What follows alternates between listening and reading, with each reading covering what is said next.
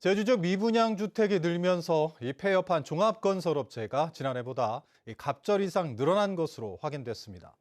올해 처음 열린 제주도 경제정책협의회에서는 건설 경기 활성화를 중심으로 하반기 경제정책이 논의됐습니다. 박주영 기자가 보도합니다. 제주시 연북로에 위치한 전력거래소 제주본부 신사옥 공사장. 당초 지난해 3월 완공 예정이었지만 시공사와 하도급 업체 갈등으로 멈춰섰습니다. 새로운 업체를 선정했지만 여전히 공사장은 멈춰선 채 자재들만 방치된 상황.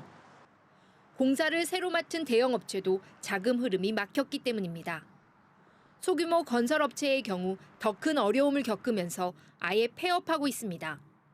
올 들어 지난달까지 폐업한 건설업체는 39곳으로 특히 종합건설업체가 지난해 같은 기간보다 갑절 이상 급증했습니다.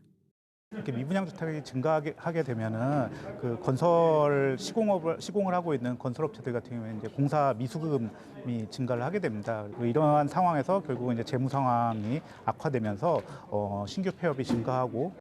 이 같은 건설 경기 부진과 부동산 가격 하락이 지역 경제 침체로 이어지고 있는 상황 속에서 대책을 마련하기 위해 올해 첫 경제정책협의회가 열렸습니다. 당장 부진에 빠진 건설업계는 행정 절차 간소화를 주문했습니다. 민간 투자를 5천억, 3천억, 1천억 투자를 하려 그래도 제주도는 가면 3년, 4년, 5년이 기본이다 이런 얘기가 너무 많이 들립니다.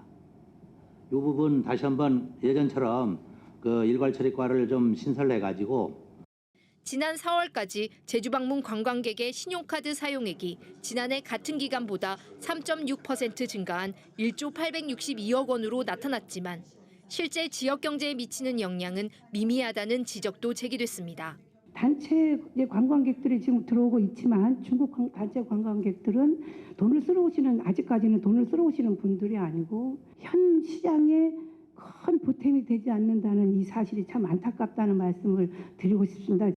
제주도는 일단 버스 요금 같은 공공요금 인상 시기를 최대한 분산시키거나 최소화해 나간다는 계획입니다. 또 중소기업 육성기금 100억 원을 추가 지원하고 청년 창업기업의 이자와 보증수수료를 전액 지원합니다. 이와 함께 건설 경기 활성화를 위해 조기 발주 등 공공부문 주도 건설 투자를 확대하기로 했지만 실제 경기 반등으로 이어질지 주목됩니다. MBC 뉴스 박주연입니다.